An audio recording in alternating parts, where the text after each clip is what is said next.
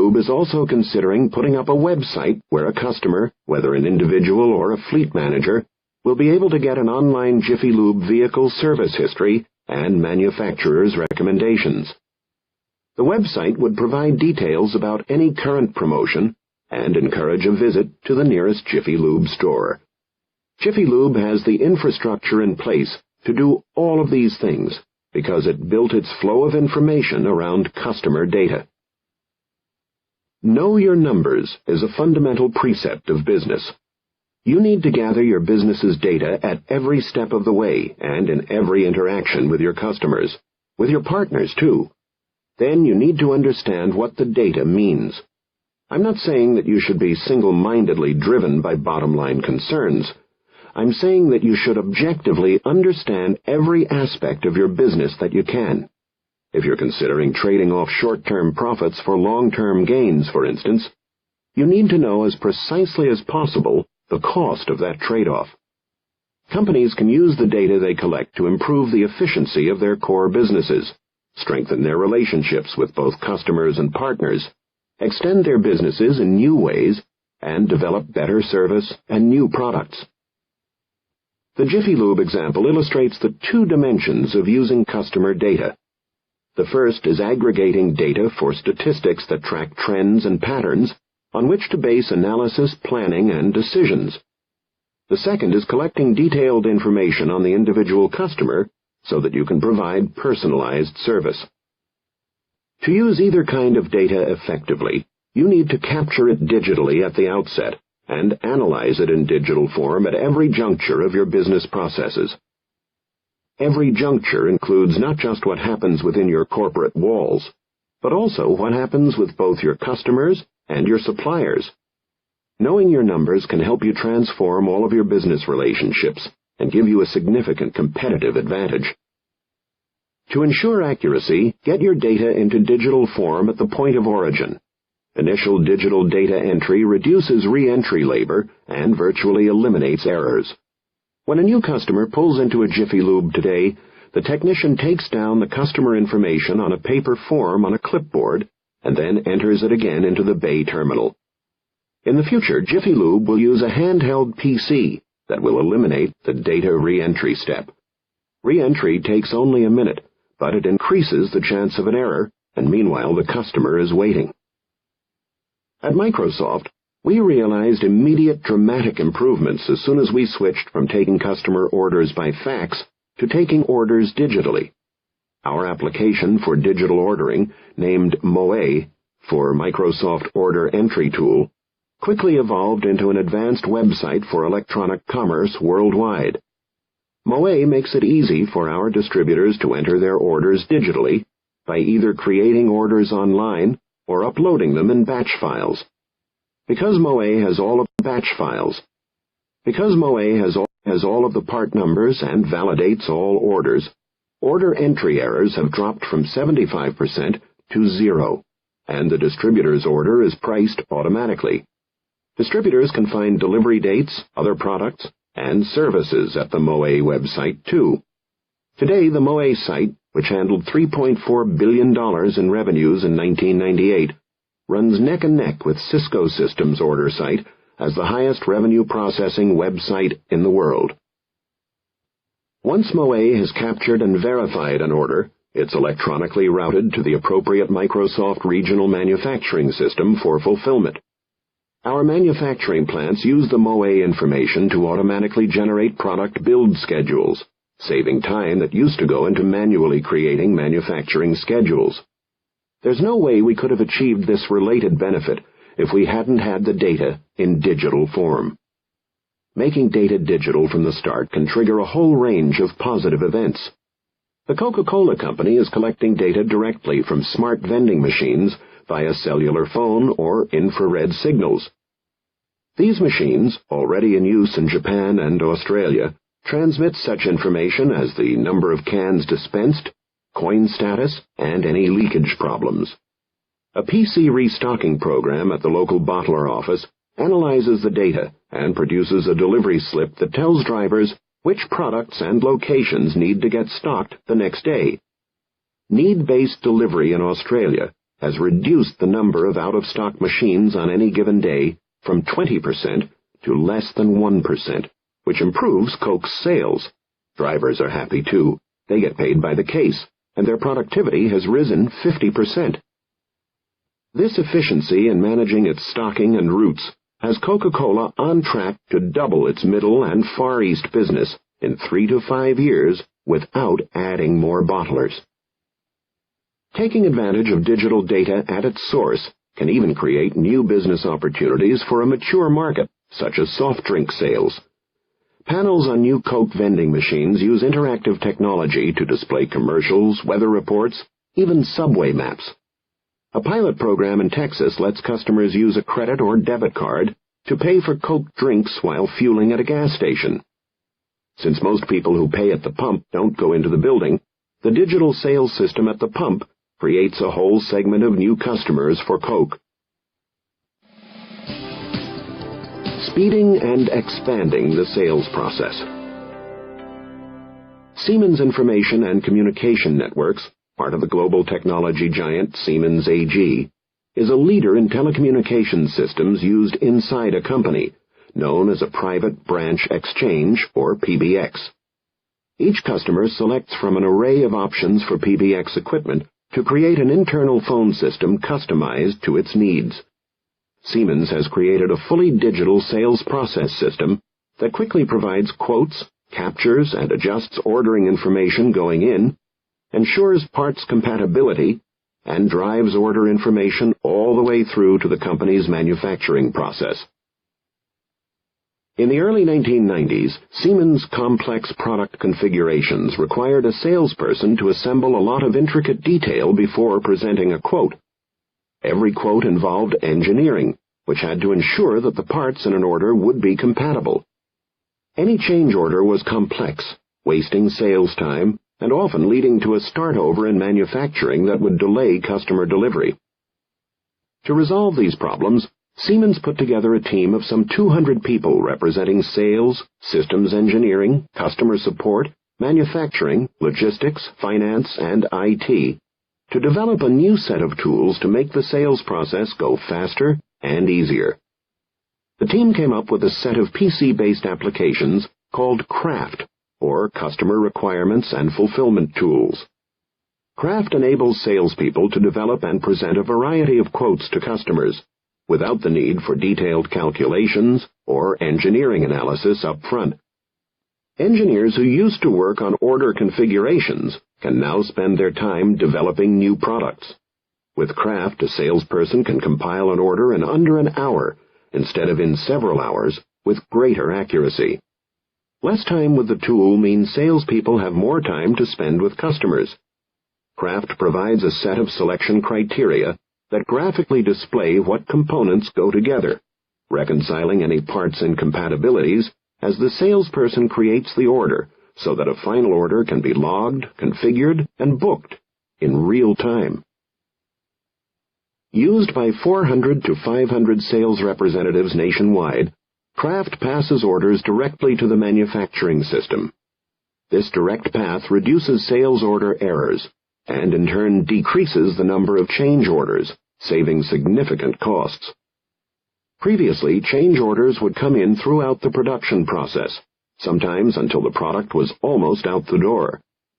Discounts are no longer attached to a specific option. Rather, they are integrated into the total order and are automatically adjusted as parts are added to or dropped from the order. Manufacturing employees are better able to plan for long lead items and receive much more consistent data sooner. Prompt data has reduced the time to produce a small system from 5 or 6 days to less than 3 days. Emergency requests can be met in less than 24 hours. Craft has contributed to a significant increase in sales without the addition of sales representatives. Digital data gives you higher-level business benefits, too. Capturing and analyzing digital data in real time can create an information cycle between a business, its partners, and its customers that can reshape a company's entire behavior.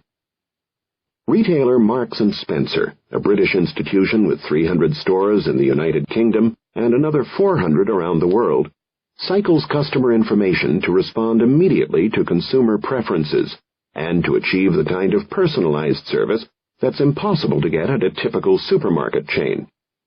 Marks & Spencer is tying itself closely to customer buying patterns, so that those patterns will drive its business processes in real time. Marks & Spencer sells a unique mix of dry goods, mostly clothing, housewares, and gourmet foods throughout most of the English-speaking world. It operates Brooks Brothers in the United States. Total revenues in 1998 were £8.2 billion. Marks & Spencer's 15% profit is almost 5 times the median American retailer margin of 3.2% reported by Forbes magazine in 1998, though the Asian crisis and a major building program reduced profits somewhat of late. The company attributes a large part of its success to its ability to use information to make its supply system highly responsive to customer needs. Only a few years ago, the company's information situation was run-of-the-mill. Like most retailers, Marks & Spencer's buyers ordered and allocated goods to stores according to their best judgments of what customers might like. The information system provided only a basic analysis of historical data to help. It was impossible to predict sales accurately enough to avoid either selling out of stock or having to discount or discard leftover inventory. Both outcomes hurt profitability. Its 1980s-era point-of-sale system could tell Marks & Spencer on a daily basis that the chain had sold, say, 3,000 navy blue suits, 10,000 French baguettes, and 300,000 roast beef sandwiches. But it couldn't tell the store who bought those sandwiches and suits, what else those customers bought, or how the customers paid for them. The system couldn't alert the company to whether customers were buying substitute items if the goods they originally wanted were sold out, or whether the purchases of regular customers were consistent with their typical buying patterns. The system couldn't help the store detect changing buying patterns as sales were happening during store hours. And when Marks & Spencer competitors were getting more aggressive on pricing and beginning to stay open later, some even 24 hours a day, its old batch processing system wouldn't allow Marks & Spencer to change prices in real time, or extend store hours much beyond 9 p.m. As the chain opened stores in different time zones through the 1990s, it began to run out of dead time in which to crunch company-wide sales data. Finally, as its system vendors' customer base dwindled, Marks & Spencer bore more and more of the cost of development. When Marks & Spencer had to buy second-hand gear to get enough equipment, the company started looking for a better way. Determined not to be stuck with a single system supplier again, Marks & Spencer is outfitting its 300 UK stores with PC technology that allowed competitive bidding on all aspects of its hardware and software solutions. Each store now has a central quad-processor PC server and 40 to 50 top-of-the-line Pentium 2 PCs acting as point-of-sale devices.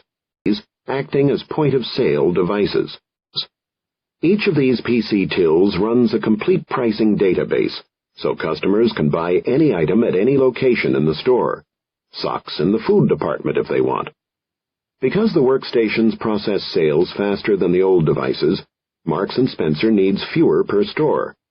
The PCs are having no trouble keeping up with the millions of pounds a day in revenue that the largest stores take in, 15,000 transactions a minute across all stores. If anything else in the system fails, the tills keep running. Marks & Spencer piloted the new system in the peak Christmas season of 1996, and will finish rolling it out worldwide in 1999. With its new digital infrastructure in place, Marks & Spencer is beginning to capture an incredible array of data on customer buying patterns.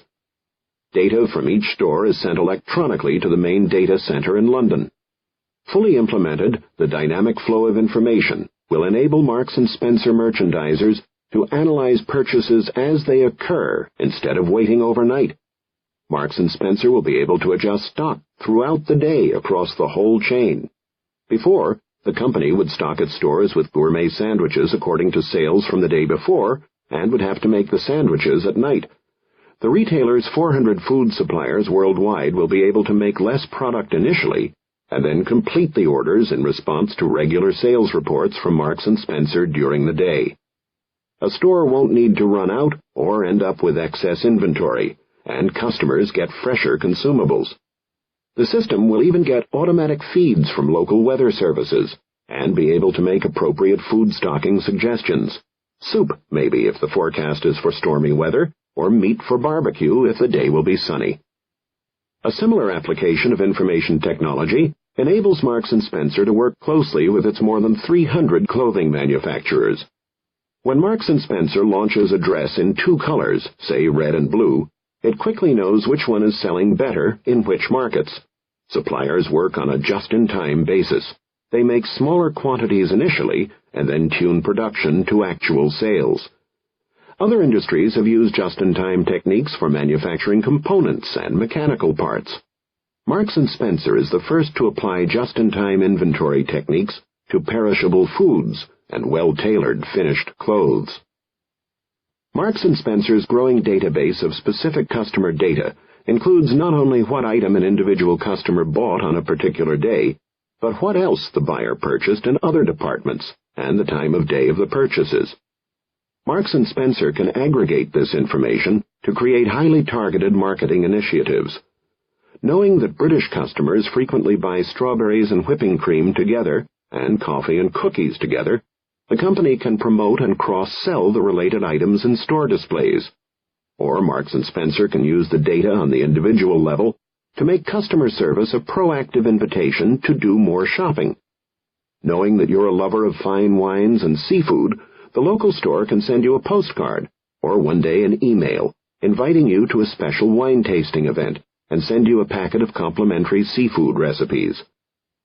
Knowing your preference for a certain designer's clothes, the store can let you know when the new styles from that designer arrive. The business side of any company starts and ends with hardcore analysis of its numbers. Whatever else you do, if you don't understand what's happening in your business factually, and you're making business decisions based on anecdotal data or gut instinct alone, you'll eventually pay a big price. Microsoft is a product company, and I care deeply about product development. But anyone who has participated in a budget review of the executive committee at Microsoft knows that we insist on having accurate numbers and insightful analysis of those numbers. Numbers give you the factual basis for the directions in which you take your products. Numbers tell you in objective terms what customers like and don't like. Numbers help you identify your highest priorities so that you can take fast, tactical, or strategic action. There's no substitute for understanding your numbers at a working level. Sometimes my friend Steve Ballmer, Microsoft's president, surprises the members of a product group by knowing their pricing schemes and sales numbers, and the competitors, better than the people presenting a plan to him. He has a way of striding into a room and immediately asking the one question the team doesn't have an answer to. He's done his homework, and he's thought hard about the issues that come out of the numbers. He sets a high priority on fact-based decisions. The line managers at a company need to be doing the numerical analysis. Other groups can help, but the people who deal with customers and with competitive problems need to be engaged in looking at their business in every way possible every day. The analysis should always support action, not just more analysis. Analysis should lead you step by step to a decision and to action. You have to think, act, evaluate, adapt. Starting with digital numbers doesn't merely eliminate redundancy of effort and errors. It also sets in motion optimal ways to process the data afterward. Being digital from the outset drives efficiency in manufacturing, shipping, billing, and other operational processes. Getting the data digitally is also the only way to ensure that you get information quickly enough to respond to customer needs before your competitor does. This need for good, timely information to drive employees to quick action is one reason that paper numbers bother me as much as paper forms do. A printed sales figure or a printed number on customer trends is static. You don't have the ability to get in and see detail, or to email the number and its context off to somebody to talk about it. You can't analyze what's behind the number. With a paper number that looks out of whack, You have to get hold of somebody and say, "I'm looking at this report, and this number surprises me."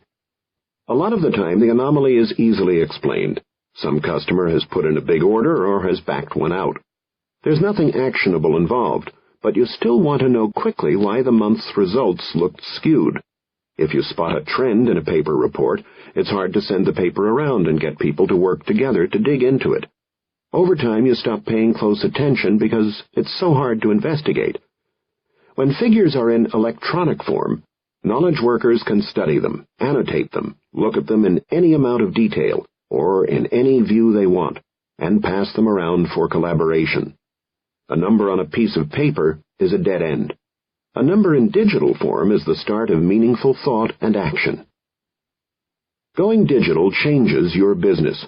Without a modern information system, an oil change company would have no chance of expanding its services, using well-timed specials to entice customers, or offering special promotions to targeted customers. Coke's ventures with smart vending machines are a good example of starting digital, and also of creating a new business model.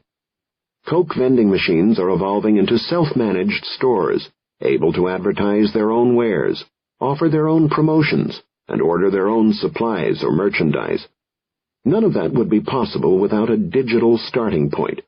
Smart machines communicating from remote locations will become more and more common. Digital technology also enables a company to create a web of partnerships that serves its customers better. You can create a virtual company in which commerce, knowledge management, and operational systems integrate everyone. Your partners are better integrated with you, benefit more from your success, and are naturally driven to respond to the same precisely tracked patterns of customer behavior than you are. When your information systems are designed to promote a flow of information to and from your customers, the business processes of the entire supply system will naturally align in efficient directions. Just-in-time delivery can be a reality for any industry. Digital information flow makes it possible for a company to create a boundaryless organization, but it takes a new corporate mindset and culture to turn suppliers from them into us. In the traditional business model, suppliers have often been merely tolerated for what they provided, but were not treated as an integral part of the overall business process needed to serve customers. The old phrase, supply chain, implies links in a linear relationship, looking back from the retailer to distribution to transportation to manufacturing. Today's approach is that of a value network, a web of partnerships enabled by digital information flow. Everyone who touches the product must add value, and communications go both forward as well as back. Companies in the value network aren't restricted to their places in line by heavy chains of process, but can interact and do business with multiple vendors as they need to. Walmart began the change in how major buyers viewed their suppliers, giving Procter & Gamble access to its sales data so that P&G could do what it does best, manage inventory and distribution, and Walmart could do what it does distribution, and Walmart could do what it does best, sell lots of products. This degree of openness is the only way to get the full benefit of freely flowing numbers. Walmart, according to Forbes, reduced its expenses by $2 billion in 1997 through better inventory management. Much of this savings came from its continuing drive to use information to work better with its supplier partners. Marks & Spencer has demonstrated that information sharing not only reduces costs, but can also reduce reaction time to just a few hours anywhere in the world.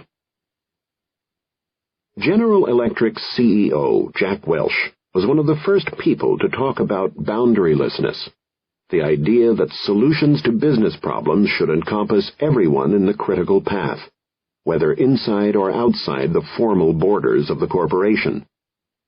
Not surprisingly, GE, the largest diversified industrial company in the United States, has begun to create for its 12 operating units what will probably become the largest extranet in the world. An extranet is a private Internet site that enables several companies to securely share information and conduct business. GE expects to do more than $5 billion, or 14%, of its projected $35 billion in capital procurements over the extranet by 2001, compared with less than 1% in electronic purchases today. Fully deployed, the extranet could involve as many as 40,000 trading partners. In addition to being a system for straight transactions, GE's extranet will include software that enables real-time collaboration. GE employees and partners will be able to view and edit the same electronic documents and to discuss them at the same time over the Internet. In a value network, companies can free up capital that would otherwise be tied up in inventory and dramatically reduce inventory management costs, as Walmart has done. GE expects to save between $500 million and $750 million with its extranet through reduced errors, contract leverage, and other efficiencies. Companies can improve quality, too. About 70% of the value of Ford's products comes from components provided by independent parts manufacturers, and Ford's digital network enables the company to quickly work with these suppliers to address quality issues with parts. Companies in a value network can respond faster and more accurately to the market.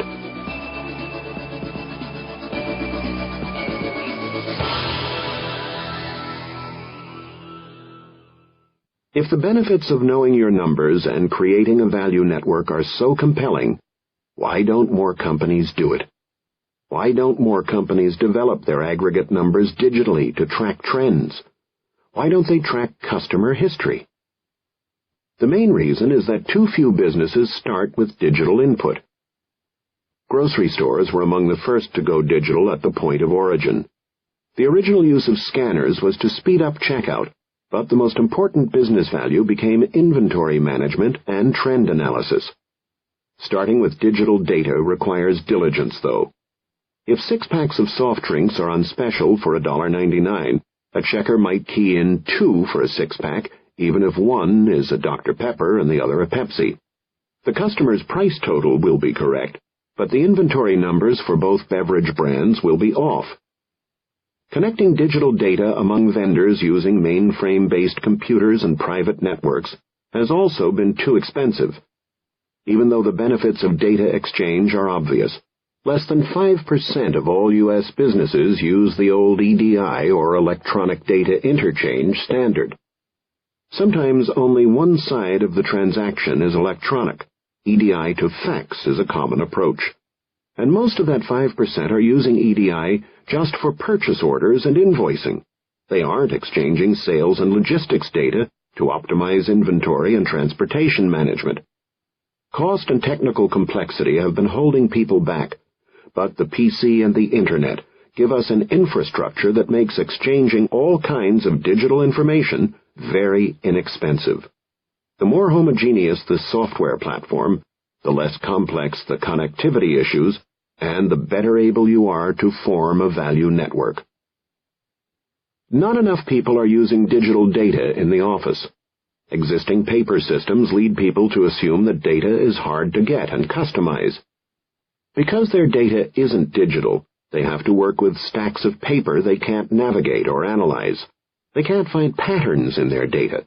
They can't turn their paper information into action. Because so few companies are using digital tools internally or with partners today, those firms that act quickly to create a digital nervous system have the opportunity to jump ahead of their competitors. To make the transition to an empowered virtual enterprise, a CEO needs to look first at all of the paper on desks of knowledge workers and ask, how could digital systems get rid of these stacks of paper? As part of this examination, think of your business processes as extending far beyond your walls to encompass the entire web of your partnerships and your customers. You need to develop business processes supported by a swift, reliable flow of information that will enable the customer to drive your responses and the responses of all of your vendors as if you were one entity. If you find your efforts to link up with your partners and your customers to be more focused on costs and just keeping things running, and less on building solutions that add business value, evaluate your technical underpinnings. you need to step back and come up with a new approach. Raise your corporate IQ. A few years ago, we discovered we were missing some blueprints for the existing buildings on our Redmond campus. We needed the blueprints as background for our next stage of construction. Our longtime head of real estate and facilities had just retired, so we had to call him up at home to see if he knew where the plans were. He directed us to an electrician who fortunately still worked with one of our outside vendors. Sure enough, the electrician had the blueprints. In fact, that electrician was the only person in the world who had all of the plans for all of our buildings. Traditional societies often rely on one or two people to remember the group's history and traditions. But modern organizations need a better way to record and pass on their folklore. Yet at Microsoft, we were relying pretty much on oral tradition, too. Here we were, the largest developer of office space in the Seattle area, embarking on a period of construction in which we would put up between 500,000 and 1 million square feet of new office space a year, and our entire knowledge base of crucial information was being carried around in the heads of just a few people and in a few stacks of blueprints we didn't even have on file. Alarmed by this incident, the Microsoft Real Estate and Facilities Group decided we needed a digital repository to preserve and augment all the knowledge we'd accumulated over 2 decades of construction. We put all of our blueprints, diagrams, and other construction information into computer-aided design, CAD files, and created a CAD standard for our vendors to implement going forward. We moved existing electronic documents from vendor systems into our in-house system. Then we created an extranet site for our vendors to access for as long as they are part of a project. Everyone has access to records of problems and solutions from earlier phases of construction. Because we've regained control of the information, we can bid out projects more broadly to get better pricing and flexibility. Our business and financial planners use the extranet site to prepare for an office expansion or the opening of a new subsidiary. Microsoft personnel can get educated on issues and costs related to major real estate projects, and international groups can use our main campus real estate expertise as they plan for business development. Floor plans are also posted on our intranet, so space planners in separate buildings on our main campus can view the same floor plans as they discuss major moves. Regular employees use the floor plan page to see where their new offices will be after a move. In fact, except for a brief flurry of visitors to the food page while we were changing cafeteria vendors, the floor plan page has been the most commonly visited spot on our intranet. Our electronic real estate library and a similar one on trademarks and patent law are examples of corporate knowledge management. Knowledge management, as I use it here, is not a software product or a software category. Knowledge management doesn't even start with technology. It starts with business objectives and processes and a recognition of the need to share information. Knowledge management is nothing more than managing information flow, getting the right information to the people who need it so that they can act on it quickly. It goes back to Michael Tertuzos's idea that information is a verb, not a static noun, and knowledge management is a means, not an end. The end is to increase institutional intelligence, or corporate IQ. In today's dynamic markets, a company needs a high corporate IQ to succeed. By corporate IQ, I don't mean simply having a lot of smart people at your company, although it helps to start with smart people. Corporate IQ is a measure of how easily your company can share information broadly, and of how well people within your organization can build on each other's ideas. Corporate IQ involves sharing both history and current knowledge. Contributions to corporate IQ come from individual learning and from cross-pollination of different people's ideas. The workers in a company with a high corporate IQ collaborate effectively so that all of the key people on a project are well-informed and energized. The ultimate goal is to have a team develop the best ideas from throughout an organization and then act with the same unity of purpose and focus that a single, well-motivated person would bring to bear on a situation. Digital information flow can bring about this group cohesiveness. A company's high-level executives need to believe in knowledge sharing, or even a major effort in knowledge sharing will fail. Leaders must further show that they themselves are not locked in an ivory tower, isolated from everyone else, but are willing to engage with employees. Jacques Nasser, automotive operations president at Ford, sends email every Friday afternoon to 89,000 Ford employees worldwide, sharing the week's news, the good and the bad, with everybody. No one screens the email. He talks straight to the employees. He also reads the hundreds of responses he gets each month, and assigns a member of his team to reply to any that need follow-up. I don't send out weekly reports, but I do email employees worldwide on major topics. Like Jacques Nasser, I read all the email that employees send me, and I pass items on to people for action. I find unsolicited mail an incredibly good way to stay aware of the attitudes and issues affecting the many people who work at Microsoft. Having established an atmosphere that encourages collaboration and knowledge sharing, business leaders need to set up specific knowledge-sharing projects across the organization and make knowledge sharing an integral part of the work itself, not an add-on frill that can safely be ignored. Then leaders need to ensure that the people who share knowledge are rewarded. The old saying, knowledge is power, sometimes makes people hoard knowledge. They believe that knowledge hoarding makes them indispensable. Power comes not from knowledge kept, but from knowledge shared. A company's values and reward system should reflect that idea.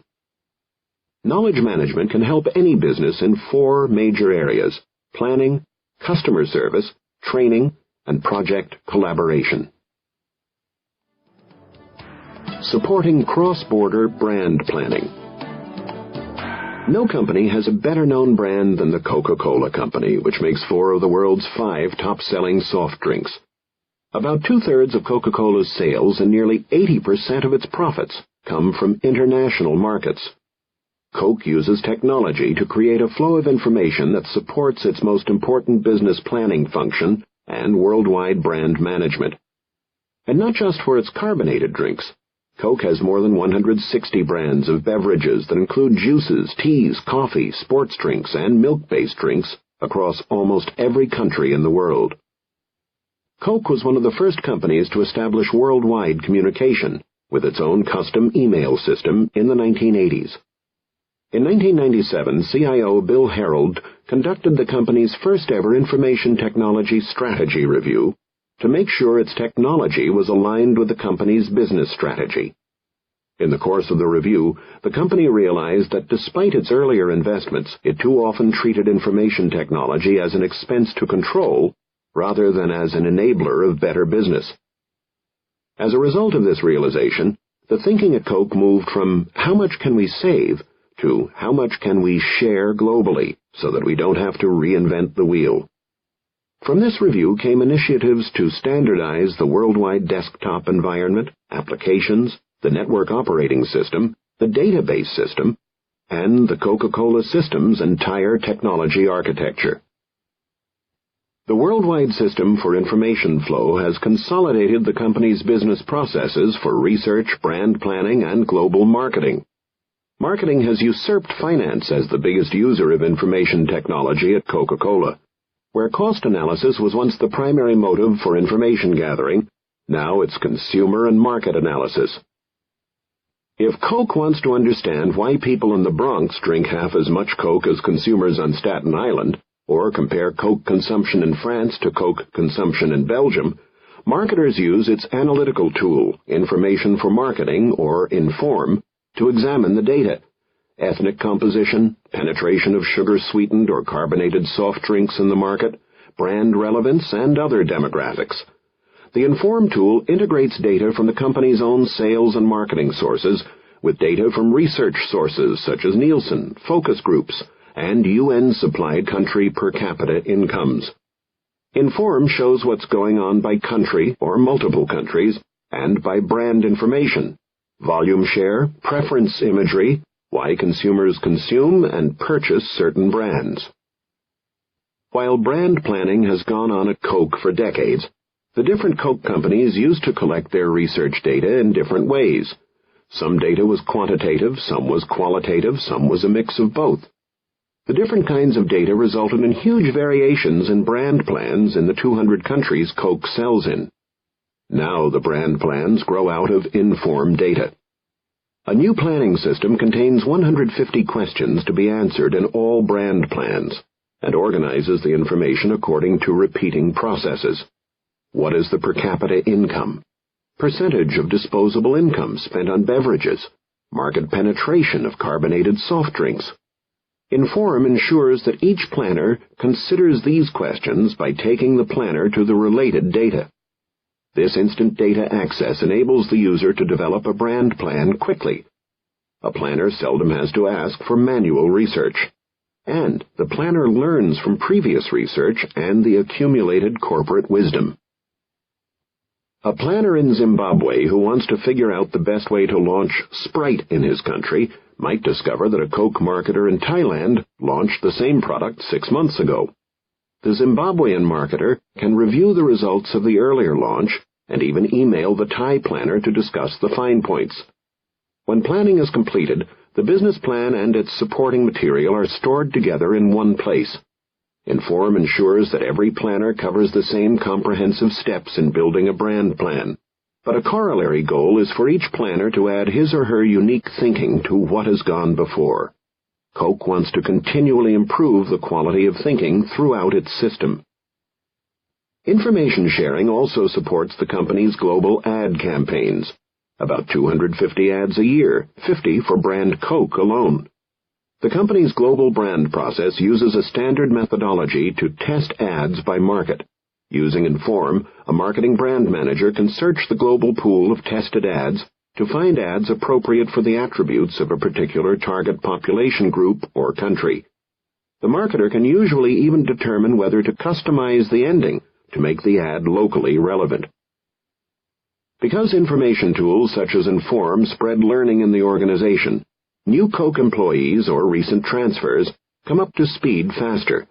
People aren't dependent on knowing people in the research group or in a certain city. The same information and planning templates are available worldwide. The company can transfer a brand manager from France to Argentina and expect the initial quality of work to be much higher than it might have been in the past. The information system has resulted not in leaner staffs, but in smarter staffs who focus on anticipating the market rather than reacting to it. In fact, because of Inform, Coke puts a higher premium on human thought. Information enables good employees to shine. Information creates accountability. Information eliminates excuses. Tom Long, Vice President and Director of Strategic Marketing at Coke, says, "The brand planning tool comes with no brains included. You get great information that you add value to. This has raised our expectations of how knowledge should be used. We move from description to explanation.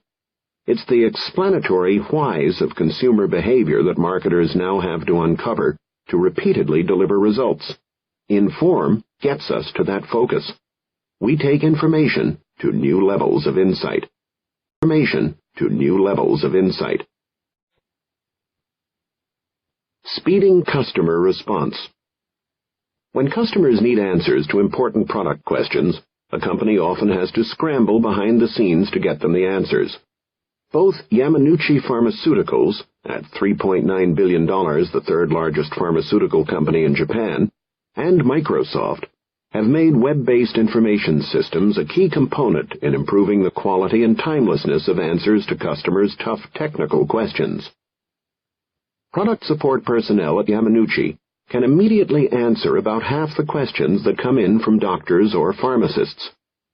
To find the answers to more difficult questions, they use Yamanouchi's web-based Product Information Center Supporting System, or PRINCES.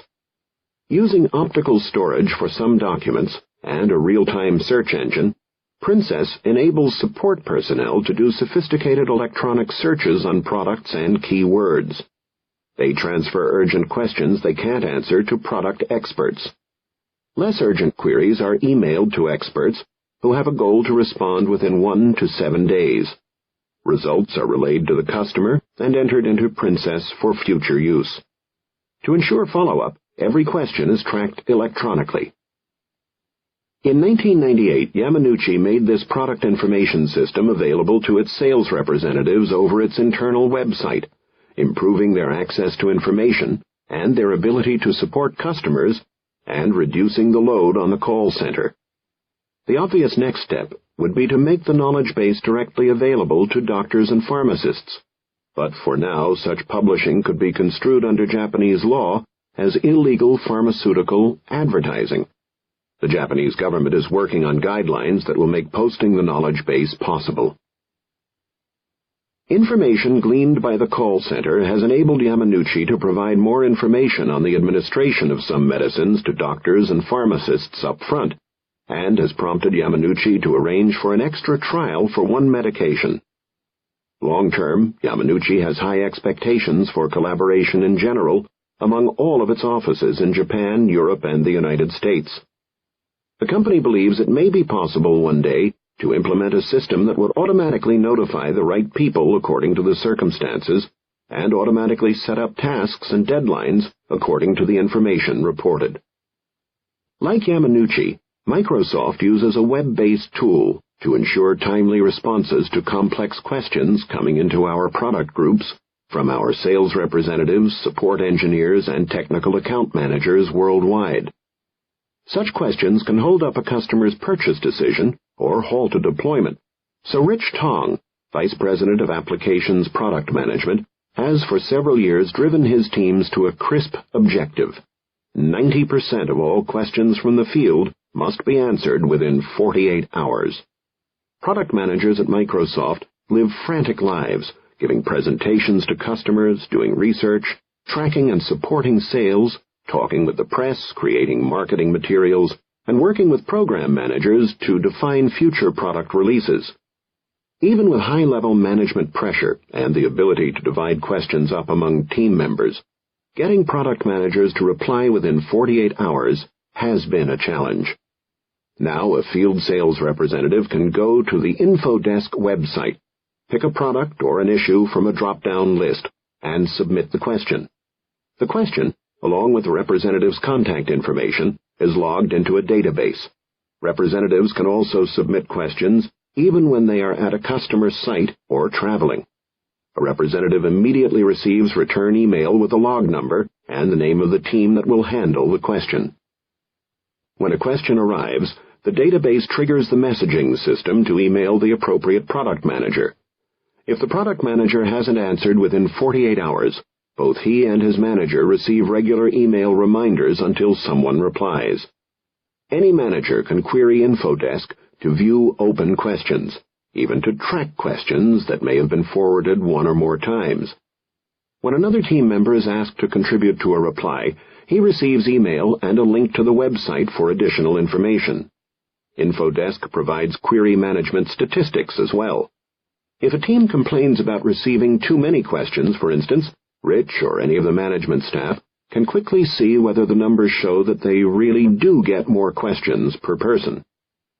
In addition to receiving a response, each sales representative receives an online questionnaire about the timeliness, quality, and sales effectiveness of the answer.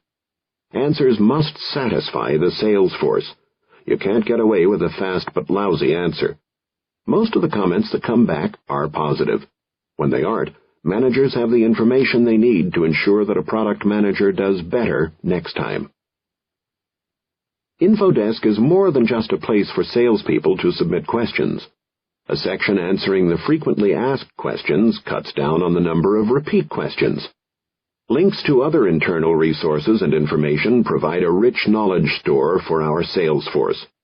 InfoDesk now has about 20,000 questions and answers in a database going back 3 years. This trove of information not only has helped us with particular questions, but also has helped us track trends. Analysis of questions allows us to improve our website, perhaps creating a new category or generating new pages for issues such as the year 2000. It's particularly valuable for us in tracking field activity during product beta tests. Questions from the field have led us to make product changes or improve documentation, and they've helped us resolve licensing and pricing questions before a product became broadly available. Taking the pain out of training. Training is the most basic and sometimes most overlooked form of knowledge sharing that needs to go on in a company.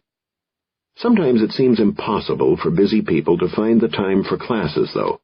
Finding out what courses are available can be difficult. Registering for a course is time-consuming. The training often requires you to leave your office for long stretches of time, and class hours never take an unexpected business problem into account. A well-designed online training management tool can eliminate these obstacles to employee training. An online category of courses and an online registration system take the pain out of class registration. People can view course descriptions and the dates and times the courses are offered. Find out whether a class is full and how long the waiting list is, and ask to be notified by email when particular classes they're interested in will be offered. When people register online, they can add a class to their electronic schedules with the click of a button. When the course is over, each participant can be sent an electronic survey to evaluate the course's effectiveness. Freed of managing most of the logistics, trainers and administrators can concentrate on class content. We use such a system at Microsoft, and colleges and universities are adopting similar systems to handle basic course registration. Even more significant, online systems allow an employee to take training courses at his desk at his own pace and when his schedule permits. Managing product development. Digital information flow can really help in the collaboration required to improve products. Through years of internal and external benchmarking, Nabisco has created leading-edge development processes that have produced some of the most popular snack food brands in the world, and made the company number 1 or number 2 in nearly every category in which it competes. Its 1997 revenues were $8.7 billion. Historically, roughly a third of Nabisco's new products become blockbuster successes, a third do okay, and another third underperform. These results are better than the industry average. Only 20% of new products introduced to grocery store shelves each year succeed. But with competition increasing, and with 40 to 60 new product projects going on at any one time, each team involving about 8 core people and another 30 stakeholders, Nabisco realized that it needed to use information technology to get a competitive advantage in its product development process. Lots of ideas for new food products are spurred by market research, by what the competition is doing, and by developments in food science. The hard part is determining what to do with ideas after they pop up. It was the winnowing and refining process that Nabisco wanted to improve. Nabisco didn't need a new product development process. Nabisco needed information technology that would enable it to follow its existing rules of when and how to proceed with development and dramatically improve its success rate. The technology needed to provide well-defined checkpoints, improve communication among team members, and enable people to make decisions with all the facts available.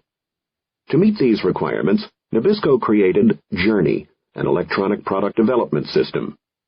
Using email on the desktop and email and database technology on the desktop and email and database technology on the server, Journey organizes the project information that used to be in the file cabinets or scattered around on team members' hard disks and in people's heads. A rigorous set of security features grants or denies authorization to peek into a project. Say that Nabisco is investigating the feasibility of coming out with a new ginger lemon cookie. The core people on the ginger lemon team represent product development, manufacturing, marketing, sales, and finance. Another 20 people are attached to the project as stakeholders: managers, field people, finance people, teams working on related ideas, and so on. Anytime a project member wants to communicate with the other core team members, or with a larger group of stakeholders, he does it through Journey. When the product manager clicks on the Ginger Lemon project, He can review all the information related to the project by clicking on the appropriate electronic tab. He can see financial analyses and market research. He can see status updates with a chronological up-to-the-minute listing of all milestones past, present, and future. He can see current activities. The cookie is entering its first round of focus group testing today. Financials will be completed this Friday. R&D is testing a more lemony filling. An electronic discussion forum might include debate about current hot topics, such as advertising strategy, how much lemon, and fat content. All other supporting documents for the project are stored as well.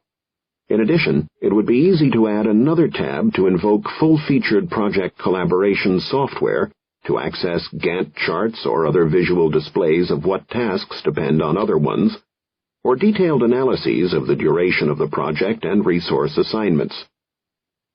Recently, during the development of one product, the manufacturing team reported a problem.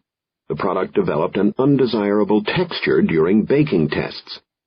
Rather than conduct a traditional limited dialogue among themselves, try adjusting the oven temperature, manufacturing entered the problem into the Journey forum for discussion. Journey immediately notified the entire project team by email designated urgent. R&D got involved and offered a solution: add a new ingredient to modify the texture. Another team member reminded everybody that the addition of a new ingredient would involve a packaging revision. Packaging got involved and made the change. In the end, the problem was solved in a few days versus the weeks or months it might have taken the old sequential process to play out.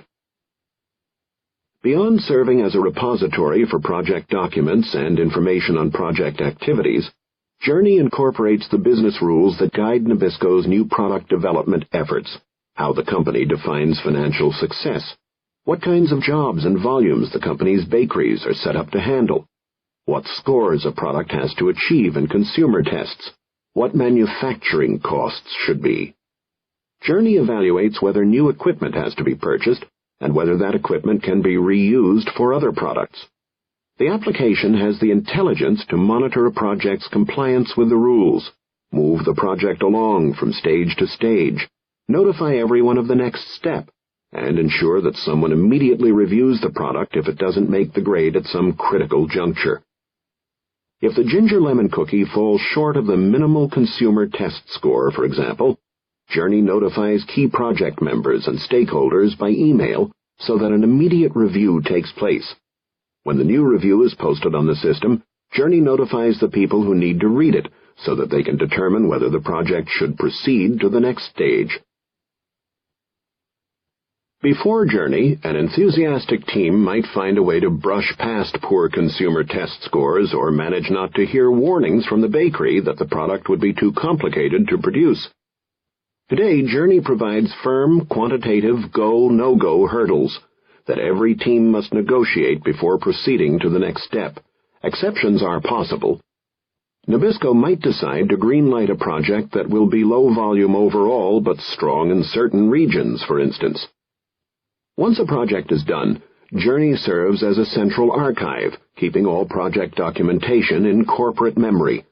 If somebody starts thinking about another lemon cookie idea down the road and wants to tap into the corporate brain to find out about earlier efforts, he or she can find all the documentation organized by topic. In the first year and a half after the system rolled out, Nabisco's trial budgets are down by a third. Nabisco has been able to eliminate marginal projects before they got to the trial phase and concentrate on trials for a smaller number of products with better prospects. Eileen Murphy, Nabisco's Senior Director for New Product Development, says, "Any good new products program should be a Darwinian competition in which projects compete for scarce internal resources.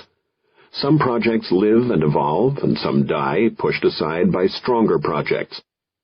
Journey has changed the rules of the competition from one based partially on facts and partially on the persuasiveness of the team leader to one based primarily on facts, the same kinds of facts, for every project."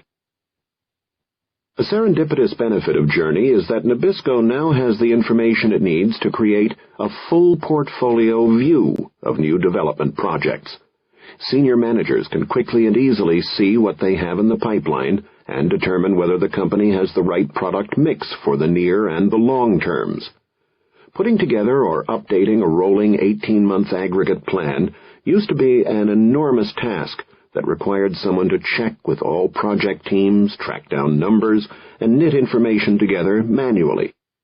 Journey does this automatically by generating a web-based report that lays out project milestones along a timeline.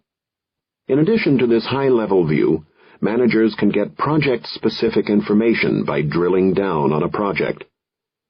Using Journey, Nabisco has been able to identify gaps in product lines 2 to 3 years out, in time for the company to speed up projects or come up with new ideas to fill the void and keep the product portfolio balanced.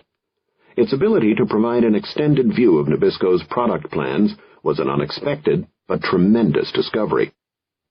In addition to realizing the management and financial benefits of Journey, Nabisco has seen the morale of its employees rise. An employee in any company can spend a lot of time just trying to find out what's going on and seeing that other people get notified too. Spinning your wheels is one of the biggest frustrations of employment. Using an application like Journey, team members can find out what's going on with a few keystrokes. They can find out what the problems are and make suggestions that won't get lost. They can see how all the pieces of a project fit together. Everyone, not just the project leader, can see the big picture. These benefits are hard to measure, but they go a long way in motivating employees. To recruit and retain smart people, you need to make it easy for them to collaborate with other smart people. That makes for a stimulating, energized workplace. A collaborative culture reinforced by information flow makes it possible for smart people all over a company to be in touch with each other. When you get a critical mass of high IQ people working in concert, the energy level shoots way up.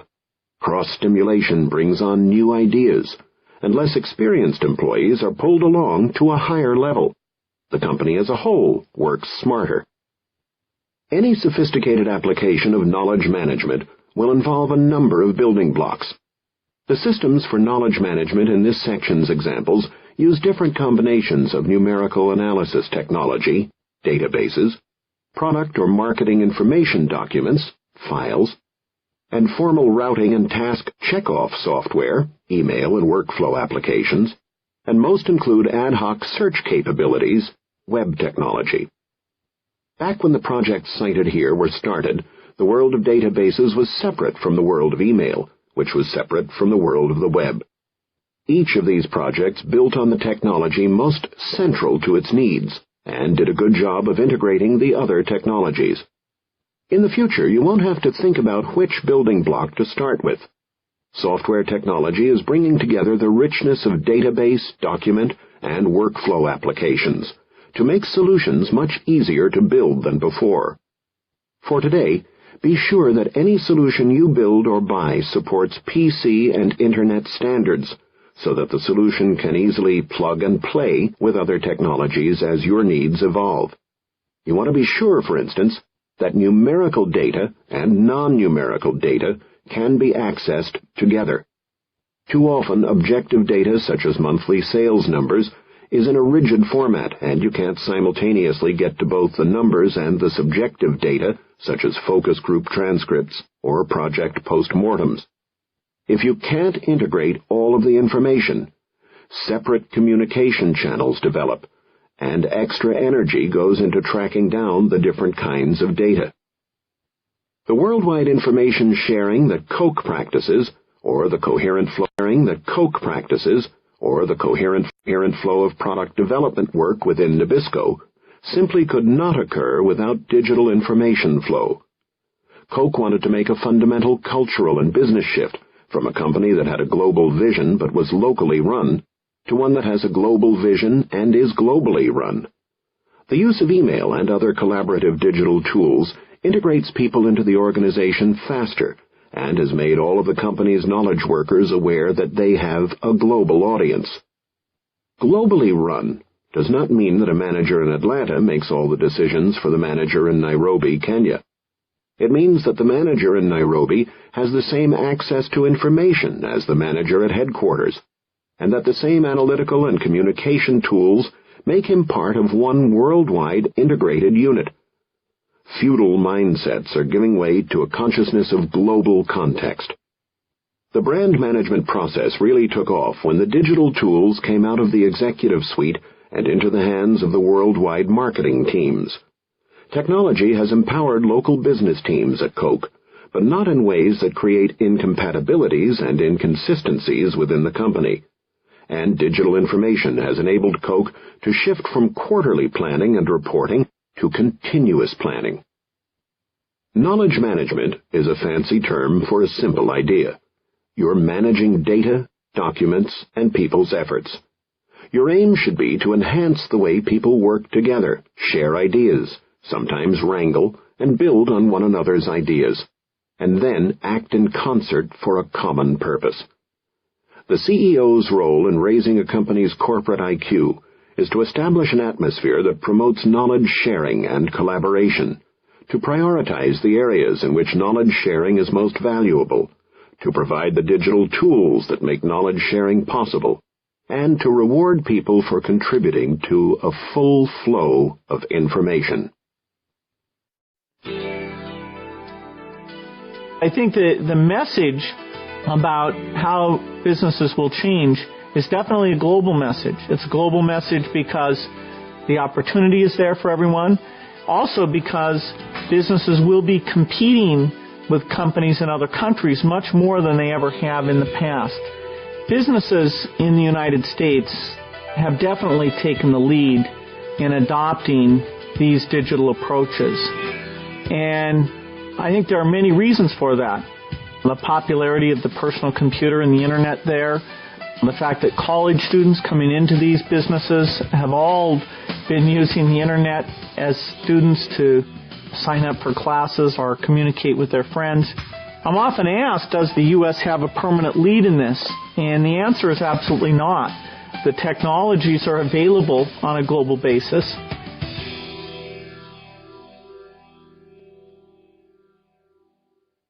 Big wins require big risks. To be a market leader, you have to have what business writer and consultant Jim Collins calls big, hairy, audacious goals. You can't look at just the past or current state of the market. You have to also look at where it's likely to go and where it might go under certain circumstances, and then navigate your company based on your best predictions. To win big, sometimes you have to take big risks. Big bets mean big failures as well as successes. I recounted some of Microsoft's failures earlier, and how the lessons learned helped us change our products and strategy. Today, with the benefit of hindsight, it's easy to believe that Microsoft's current success was preordained. Yet, at the time we made our big bets, including the founding of the company as the first microcomputer software firm, most people scoffed.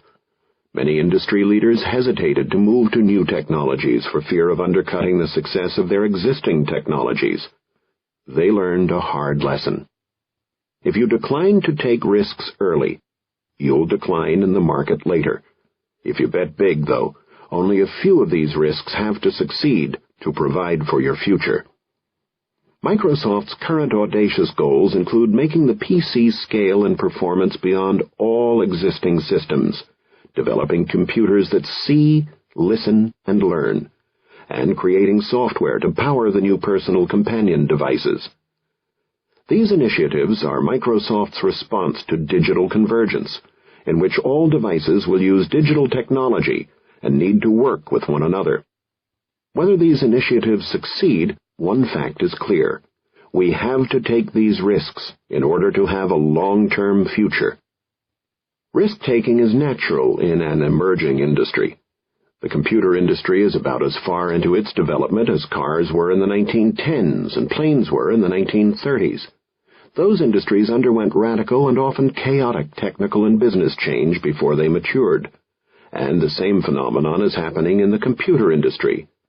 The phrase mature industry implies less risk-taking, but in well-developed industries where vendors approach parity in most areas, taking a risk that information technology can change the rules is the best way to create product and market breakthroughs. A primary competitive differentiator will be the way companies employ the web work style. One of the largest manufacturing concerns in the world, Boeing, has a corporate tradition of betting the company on breakthrough aviation products every couple of decades. In the 1930s, Boeing gambled on a new bomber that became the B-17 of World War II fame. In the 1950s, Boeing gambled to build the first all-jet commercial passenger plane in the United States, the 707. And in 1968, Boeing built the first jumbo jet, the 747, without enough customer orders to guarantee it could break even. If any of these projects had failed, Boeing probably would have gone out of business. By the 1990s, Boeing's Bet the Business challenge was its next-generation passenger plane, the 777.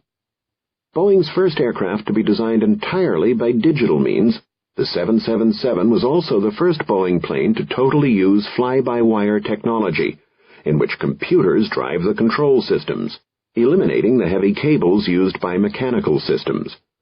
And it was the first Boeing plane built with major international suppliers, necessitating digital collaboration. So much digital collaboration that Boeing needed a new fiber optic cable across the Pacific to Japan to handle the electronic traffic. This large-scale knowledge problem required enough pioneering to make it a major risk, with an equally great potential for reward. Key project objectives were to reduce error, rework, and change by 50%. The 777 team succeeded. The digital mock-up identified more than 10,000 points of interference, where parts did not fit together properly, so that designers could fix the problems before production began. Without a digital design, these interferences would not have been found until the plane was being manufactured. Toward the end of the 747 project, Boeing was spending $5 million a day on engineering, mostly in changes. The company did not experience those costs with the 777. When the 777 was built, laser alignment tools found that one wing was perfectly aligned, another was out of alignment by only 0.002 of an inch, and over the 209-foot length of the aircraft, the fuselage was off by only 3 to 0.008 of an inch. This virtual perfection of alignment translates into increased aerodynamic performance, better fuel efficiency, and less rework during the assembly process. Digital information flow changed the way Boeing collaborated with Japanese suppliers who built fuselage sections and other components. Without digital tools, Boeing would have had to create all the designs in Seattle and send hard copy to Japan. Boeing would not have learned of problems until the parts were built and delivered. Instead, Boeing did the conceptual design and sent these drawings electronically to Japan, where local engineers could then do the detailed design. The Japanese designers could quickly check with their manufacturing people about the difficulty of building the part and bring any problems to Boeing's notice early. Electronic collaboration redefined the roles of partners and streamlined the process for everyone involved. But though the use of digital processes in the design of the 777 worked well, the design phase represents only 20% of the actual work that goes into the production of a complex modern aircraft. Boeing's use of digital information was only just beginning. Boeing's next step was to tackle the remaining 80%, the production processes that went back to the days of the B-17. This production system comprised at least 1,000 custom-made, intertwined computer systems, some from as early as 1959, built in every computer language ever known, according to company officials. The system's inefficiencies allowed the wrong parts to be manufactured, or the right parts not to be manufactured. When demand for Boeing's most popular aircraft, the 737, soared in 1997-98, the production system created a bottleneck. Compounding this problem, Boeing was in a fierce price war with rival Airbus in the commercial sector, and it was re-engineering its primary production processes while trying to keep down production costs. Aviation customers make purely economic decisions. They know the maintenance and fuel costs of their existing fleet, and aircraft manufacturers have to bring in a plane that will lower their costs. If you do, you'll replace old aircraft. If you don't, nobody will buy. Boeing's challenge, to design better and better aircraft while paring its production costs, could be met only with new processes and new ways of using information technology, the adoption of the web work style from start to finish. The design of a new airplane or spacecraft is a huge integration task. Each vehicle is structurally complex to begin with. Then propulsion systems, air conditioning, electrical systems, hydraulic systems, avionics, and other systems are added. The biggest debate is territorial. What systems get to go through the many restricted spaces? Digital tools enable Boeing engineers to see something as simple as whether the electrical and hydraulic designers both ran lines through the same hole, to something as complex as the overall design of the new International Space Station, which will not be physically brought together until it is assembled in space. Digital tools make it possible to solve multidimensional, multivariable problems, such as determining the structural impact of extreme heat and cold, by bringing together a variety of experts who understand their own piece, but not necessarily others. The work to be done remains complex. It's not as though you can push a button and get great aircraft design. Digital tools enable engineers to see conflicts and begin the discussions by asking the right questions. A new digital process will also drive Boeing's entire production chain, from obtaining raw materials, engineering the parts, defining the airplane, and machining the parts to controlling configuration and assembly. The new system, which 25,000 employees are already using, provides a single source of product data in place of 13 independent systems. The goal is for all 100,000 manufacturing employees to use it. What makes Boeing's efforts unique is the degree to which it plans to integrate digital data from end to end, including integration with its partners, and the sheer scale of the intellectual and manufacturing processes that it is digitizing. The company already operates the largest web-based parts ordering system in the world, and is using digital tools to bring together virtual teams, such as its collaboration with Lockheed Martin on the new F-22 fighter. All told, Boeing believes its efforts will cut 30 to 40% of its production costs. Networked PCs are central to Boeing's plan for information flow throughout the company.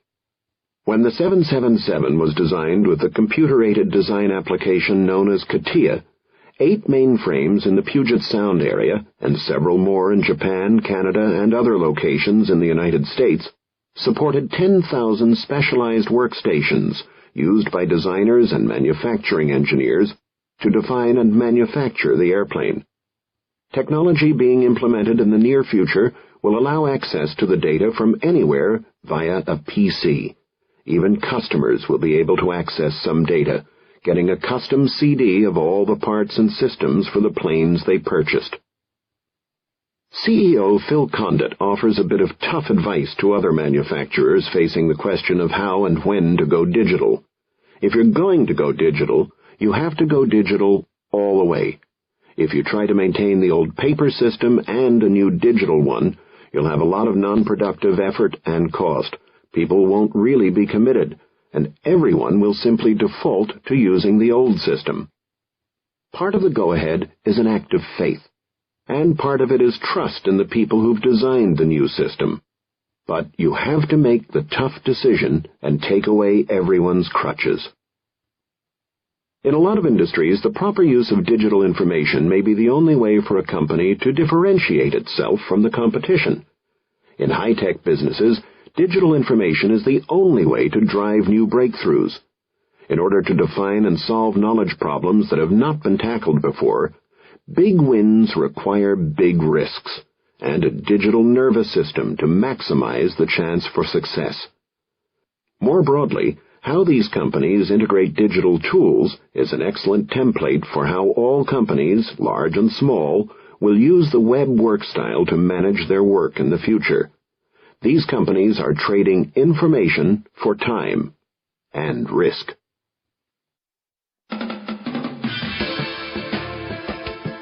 Part 4. Bring insight to business operations. Develop processes that empower people.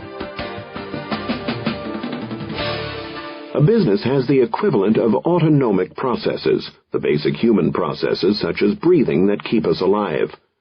One autonomic process in a business is the function that defines the company's reason for being, its manufacturing process, for example. This function has to be as efficient and reliable as the beating of a heart. A second kind of autonomic process in business is administrative, the process of receiving payments and paying bills and paychecks, for instance.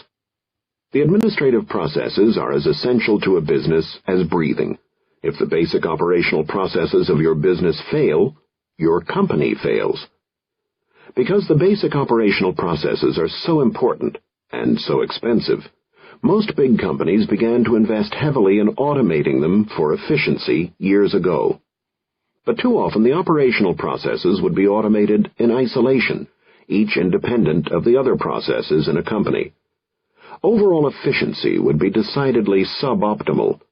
Until recently, for instance, in the manufacture of some aircraft parts, only 10% of the original metal actually ended up on an aircraft. The manufacturing process had been optimized at many individual stages along the way, rather than as a whole. There was an enormous amount of designed-in waste. I talk about business operations such as financial and other administrative systems elsewhere in this program. In this section, I focus on production processes. An automated production process is necessary but not sufficient if a company is to be competitive today. A good digital nervous system can help you develop your line employees into knowledge workers, transforming your company's core production processes into a competitive advantage. First, you need to use information technology to better understand the inner workings of the process itself in order to make it both more efficient and more responsive to changing circumstances. Entergy Corporation of New Orleans, for example, has increased the uptime and profitability of its fossil fuel and nuclear power plants with a new graphical process control system that enables plant operators to more finely tune plant efficiency and analyze performance trends in real time. Operators can actually peer inside the generating systems to understand precisely how the machinery is functioning and determine whether a minor repair or an adjustment today might save an expensive repair and extended downtime later. An intelligent PC-based scheduling system ensures that the highest priority items are repaired first. The process control system actually shows operators the cost of reduced efficiency. If the boiler temperature is 10 degrees lower than it should be for optimal production, for instance. By attaching a dollar figure to operational parameters, Entergy is turning its operators into business people, giving them the information they need to run their units efficiently and a lot more responsibility to make decisions. And because production costs for Entergy's plants are available to corporate staff electronically on a minute-by-minute basis, the company can improve its profits by moving power production constantly to those units that are delivering the most cost-efficient energy. Then you need to be able to extract data from your production processes to inform other business systems.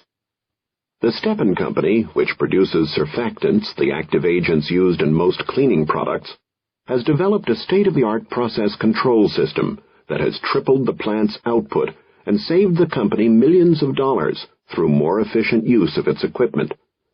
But the extraordinary efficiency gains are not as valuable to Stepan as the flexibility of its process control system in meeting changing customer orders, and the foundation the system provides for integration with the company's other business systems.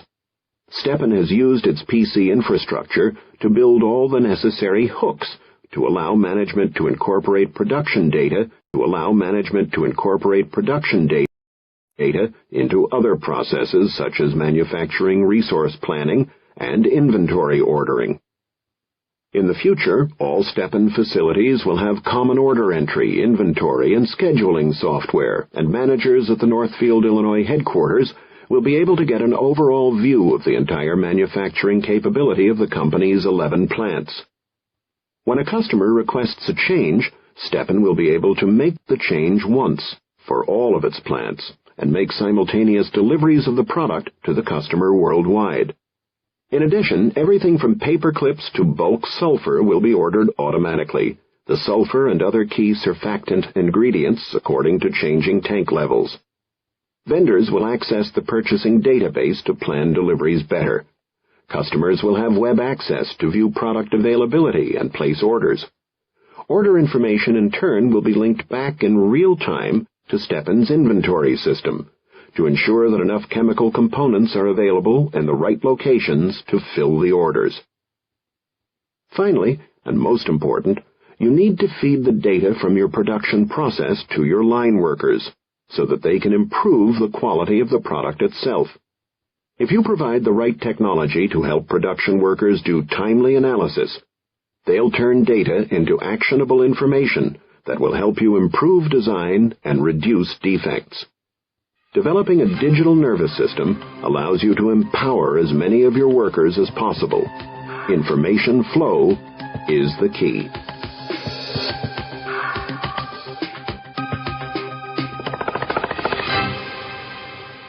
General Motors launched the Saturn Corporation back in 1985 to create not only a brand new car from scratch, but a brand new way of building cars and empowering workers.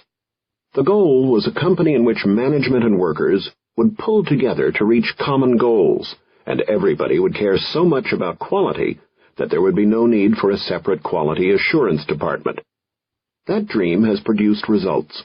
Saturn has won J.D. Power Awards for quality and customer satisfaction for 8 consecutive years, and is attracting a cult-like following of car owners. Teams are tight, autonomous units. Some have as few as 4 members, some as many as 60, but most have 12 to 15 people. Each team has a specific function, such as building engines or doors, and each team member is trained to do approximately 30 different jobs in that area so that people don't get stale from doing repetitive tasks. A team hires its own members and has authority to fire a member who consistently shows up late or does shoddy work. With 20% of its compensation tied to quality, customer satisfaction, and sales, the team operates a little like an independent small business. Like many manufacturers, Saturn has a supervisory control and data acquisition (SCADA) system to run its $1.9 billion manufacturing and assembly complex, 4 million square feet of working space on 2,400 acres of land. The SCADA system, based on GE Fanuc's Simplicity Plant Monitoring and Control application, monitors more than 120,000 separate data points from an array of sensors, motors, transducers, and electrical switches. Each device is checked at least once a second. When the Saturn plant was first set up, Simplicity ran on more than 100 VAX VMS mini-computers, with the data coming in from programmable logic controllers, PLCs. Workers disliked the system's arcane codes and character-based terminals. If you wanted to log a scuffed door panel, for instance, you'd enter something like EPSV 1006 and punch in special codes corresponding to that particular quality problem. Workers would fix a problem, but they wouldn't necessarily log the fix, and Saturn was losing important historical data on quality assurance. In the early 1990s, Saturn made the leap to PCs and the still new Windows NT operating system in its manufacturing and assembly plant. This meant working with GE Fanuc to move Simplicity to Windows NT, as well as giving Microsoft an education in what an operating system needed to do in a complex manufacturing environment. During those early days, our development engineers spent many nights on the phone with Saturn engineers. Today, Saturn's manufacturing system includes 19 PC servers in production and 3 in a test bed, plus about 70 older VAX mini-computers. Saturn's manufacturing software includes Simplicity, a variety of PC server applications and development tools, and standard PC operating systems, running on about 3,500 desktop systems and 500 laptops. Even the PLC sensors are being replaced with PCs. A dispatcher can see all the physical operations of the plant on a single screen, or focus down to the level of any one sensor. If a switch fails at column C, conveyor 500 of the mezzanine level, for instance, the dispatcher can spot the failure immediately and send over an electrician for repair. All 120,000 points of data are analyzed every 6 seconds and delivered to dispatchers in a graphical format. Anybody in the division can log on to the manufacturing section of the Saturn intranet and see a detailed list of, say, the top 10 quality problems that have occurred in end-of-the-line dynamic vehicle tests in the past 2 hours. Through a web interface, the worker can retrieve data from a database, automatically load the data into a spreadsheet, and pivot through the data to analyze it by part and type of problem: trim, door panels, powertrain, and so on, fit, paint, weld, assembly, installation, and so on. By analyzing historical data with off-the-shelf tools, and not having to go to the time and expense of getting a programmer to do a special report, one worker on the powertrain team was able to detect a faulty weld in the engine and save Saturn $1.5 million a month in potential repairs. 3 to 6 internal computer modules control everything on a Saturn, from the brakes to airbag deployment. An engineer reviews diagnostic tests on these modules over the Saturn intranet. Recently, Saturn was able to spot, within less than 2 hours of the first occurrence, a particular kind of failure in the powertrain control module. The company got hold of the vendor, who quickly reprogrammed the modules and returned them to Saturn without holding up production.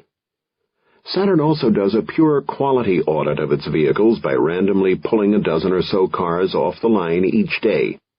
The system downloads into a Windows CE-based handheld PC a 3-dimensional schematic specific to the make and model of a car. Using this schematic as a guide, inspectors go through the car and note every irregularity and flaw. If there's a problem with the front left fender, for instance, they'll click on the PC display to get an exploded view of that part. A menu allows them to note the problem. After each audit, inspectors plug their handheld PCs into the network to automatically synchronize the files with the original database. These engineers and other workers analyze the day's data and compare it with historical daily and weekly results. A part that's routinely scratched during assembly could indicate either a problem with the work of the team or a part that's inherently difficult to install. These pure quality audits have enabled inspectors to work with manufacturing to fix the fit and finish of a certain model's fuel filter doors and another model's poor-fitting interior dome lights. All of the quality assurance data, whether from end-of-the-line inspections or the pure quality audits, is fed back to product engineering through Saturn's manufacturing's PC-based information systems. Expertise from the floor is combined with expertise from the engineers to come up with a better design. Saturn workers are qualified to speak because they're information smart. All 3 of the companies I've talked about in this section demonstrate the value of improved information flow even in factories that were already automated. Putting high-quality diagnostic tools in the hands of the people who do the work and building production systems around information flow is essential. Ideally, the tools integrate all of the steps that deliver value to a customer, rather than treating the steps as just a series of individual tasks. Michael Hammer likes to say that the task worker is the last vestige of the old industrial age. In a modern company, every worker has to be involved in the entire process, in all the steps. An acquaintance of mine had an uncle who spent 25 years at an auto plant in Flint, Michigan, tacking chrome strips and other finished parts onto automobiles. It was a good job in the years immediately after World War II, but it followed the classic industrial age approach: break a process into small, discrete tasks and assign each to one person who does it over and over the one best way. Compare that approach with the way Saturn workers do their jobs today. In the new organization, the worker is no longer a cog in a machine, but is an intelligent part of the overall process. Welders at some steel jobs now have to know algebra and geometry to figure weld angles from computer-generated designs. Water treatment companies train assembly line workers in computerized production measurements and math. New digital photocopiers require the service personnel to have an understanding of computers and the Internet, not just skill with a screwdriver. Human beings remain essential in operational processes that have to constantly improve and that have to constantly adapt to changing circumstances. A flexible production line needs people, well-informed, empowered people. As we consolidate tasks into processes, we give workers more responsibility. Computers will eliminate some jobs, but they will take the drudgery out of many other jobs. Having people focus on whole processes will allow them to tackle more interesting, challenging work. A one-dimensional job, a task, will be eliminated, automated, or rolled into a bigger process. One-dimensional, repetitive work is exactly what computers, robots, and other machines are best at, and what human workers are poorly suited to and almost uniformly despise. Managing a process instead of executing tasks makes someone a knowledge worker, and it is good digital information flow that enables knowledge workers to play their unique roles. From a corporate perspective, another worker-related benefit emerges from good information systems. Only up-to-date and accurate information makes it possible to tie compensation directly to performance, quality, and customer satisfaction. You can't wait until the end of the month to see how everybody did and make adjustments then. You don't want a special scoring for bonus department to independently measure every team's performance. You have to get performance information directly to every team, every day. Without electronic feedback loops, tying compensation to performance, a practice more and more companies want to institute, doesn't work well. By creating a good flow of information, Saturn is also preparing itself for mass customization, which combines the efficiencies of high-volume production with the ability to build exactly the model the customer wants. More than most car manufacturers, Saturn already builds a number of custom-made cars. You can imagine the day that a customer in a dealer's showroom or at home uses a PC to order over the Internet exactly the car and the options he or she wants, and getting delivery within a few days. Build to order, which has become increasingly popular in the PC industry, is bound to become a major part of other manufacturing industries, from cars to clothing to furniture. Manufacturing lines, though, have to be smart if they're going to handle many custom jobs for complex machines. Because there's no reverse on the assembly line, the special order chassis and body of a car have to sync up with the right engine and powertrain. If a problem shows up, for example, if a special order purple paint doesn't come out perfect on one of the panels, you need the kind of dynamic scheduling system Saturn uses to keep things moving. Saturn's system searches through all the parts on the line, finds the earliest set of panels that will fit the order, and reassigns these panels to the purple car.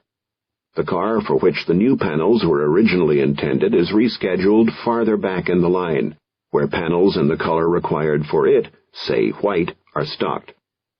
A problem with a custom job holds up Saturn's assembly line for only 15 or 20 minutes, not for the hours that would be involved if Saturn didn't have its dynamic scheduling software.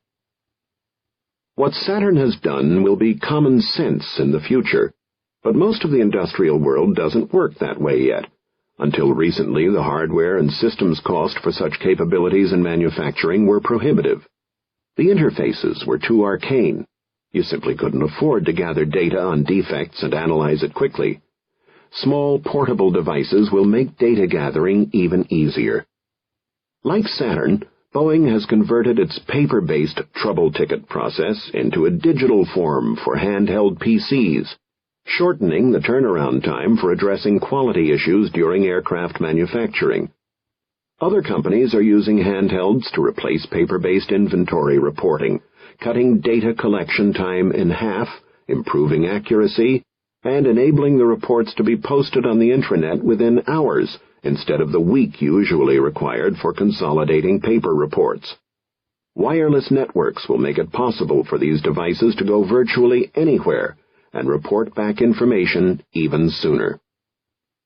Saturn officials were the first from a large industrial company to come to us in the early 1990s and say that they wanted to design all of their business processes around PC tools from the factory floor on up.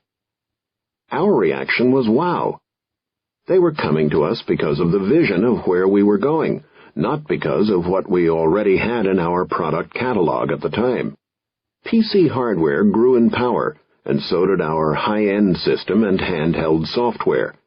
Saturn provided a great deal of information to us on the requirements for industrial-strength software systems. The pieces came together as the result of a strong relationship between the two companies, and between modern technology and manufacturing processes. Most companies have been willing to give information tools to their high-paid white-collar professionals who do information work for a living.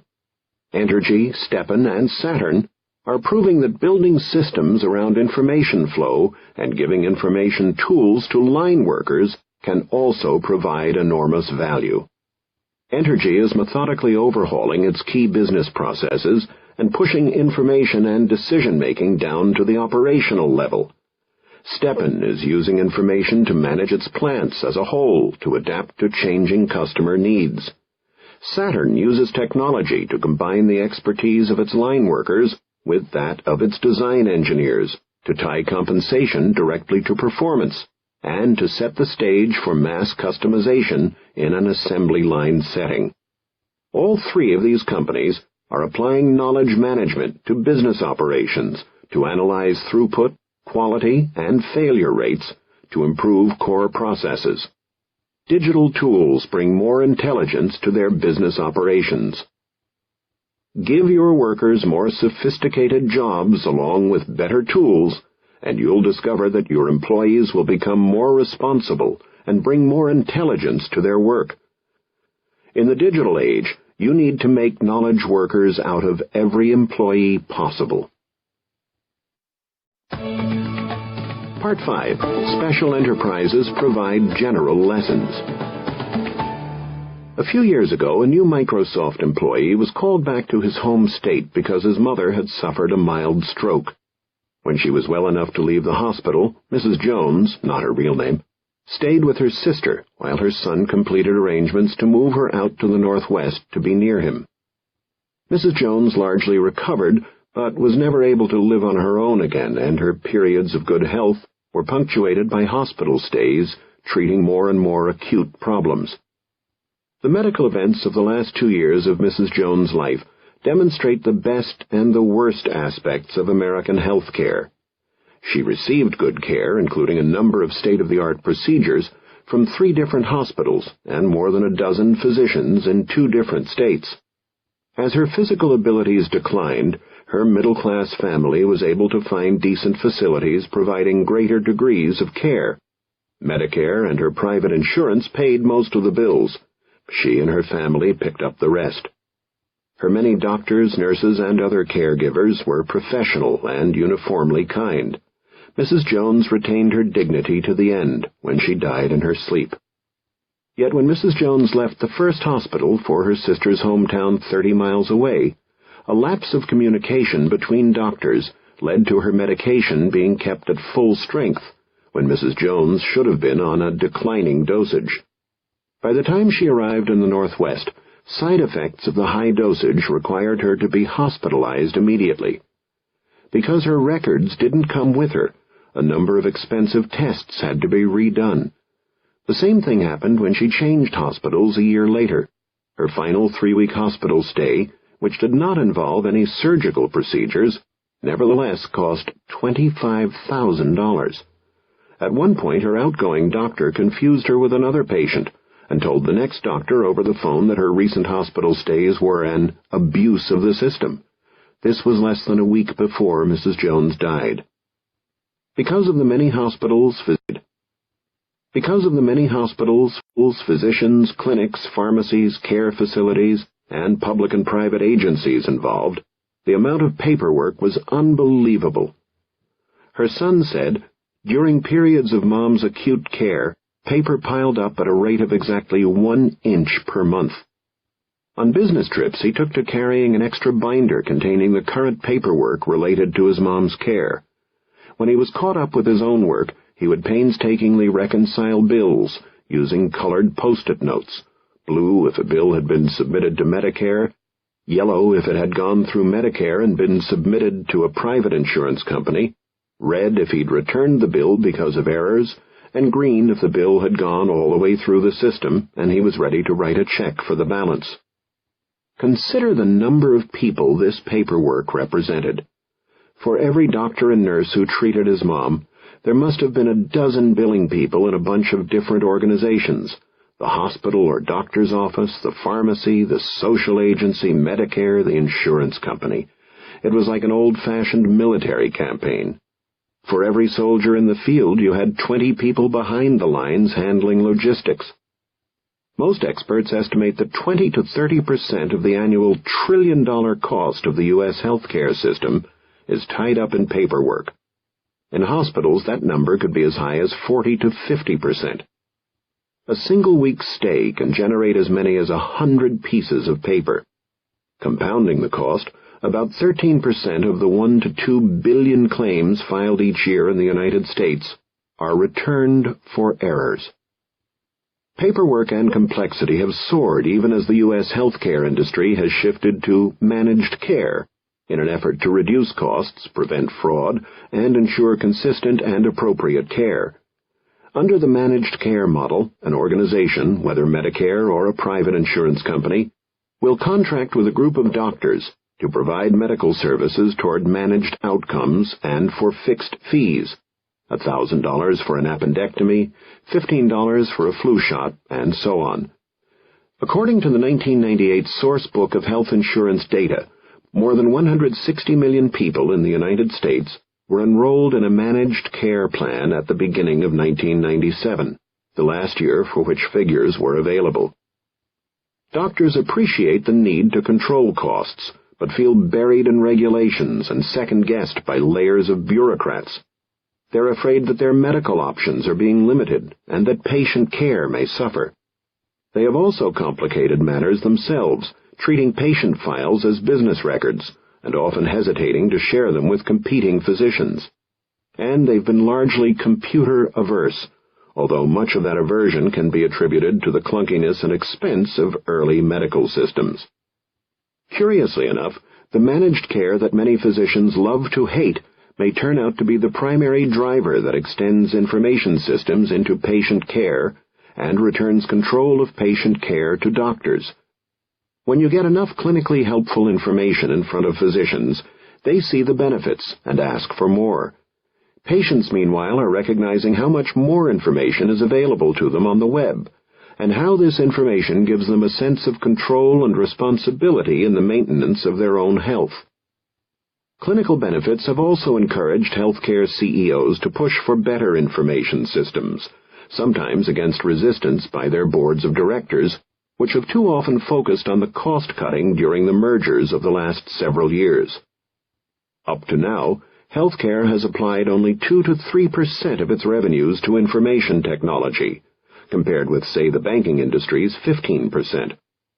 Although healthcare is a high-tech field, the technology has been directed at standalone diagnostic systems, not at information flow. Often the information applications that are used aren't designed to work with other information applications, despite all the healthcare areas that should share data: the lab, the pharmacy, radiology, the blood bank, medical monitoring devices, charting, and billing systems. Organizations have had to build special interfaces between each and every application. A typical healthcare organization can have hundreds of these interfaces. One organization currently manages 1,800 different interfaces. This complexity is one reason it typically has taken 2 years for a healthcare organization to buy a new system and another 2 years to install it, too slow by any standard. Today the situation is more encouraging.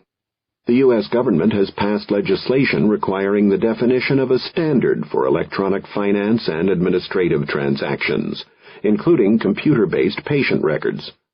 Several organizations are working to establish nationwide technical standards for interoperability of medical applications. The Microsoft Healthcare Users Group, which with MS Hug has one of the friendliest acronyms around, is working to create medical applications that use standard Windows component technology and new Internet technology to plug and play with each other. Better information handling in medical organizations will be a requirement in the future. Some health organizations, recognizing that their patients' needs can't wait, are showing strong leadership. They're proving that a digital nervous system can make invaluable contributions in all areas of patient care, from emergency services through hospital treatment, patient follow-up, and long-term trend analysis. Perhaps no emergency services firm in the country has made more use of PC technology than Acadian Ambulance and Air Med Services in Lafayette, Louisiana, which is building a complete flow of information around Tritech Software Systems VisiCAD for fire EMS software. CAD here means computer-aided dispatch, not design. With 1,200 employees and $90 million in revenues, Acadian is the largest independent ambulance company in the United States. From a single dispatch center in Lafayette, Acadian serves 26 parishes, counties, across 17,000 square miles of cities, towns, sugarcane fields, rice fields, and bayous in the southern part of the state. On a typical day, Acadian will handle 500 to 600 calls involving ambulances and medical helicopters. Users of the PC-based emergency response software system say that it consistently cuts 60 to 90 seconds off immediate response times to 911 emergencies. In a business where life and death can be measured in minutes and seconds, this is a significant advance. But the greatest value is in how the same system enables the emergency medical technicians, EMTs, to give medical help to the injured or the sick, both while EMTs are en route and after they arrive on the scene.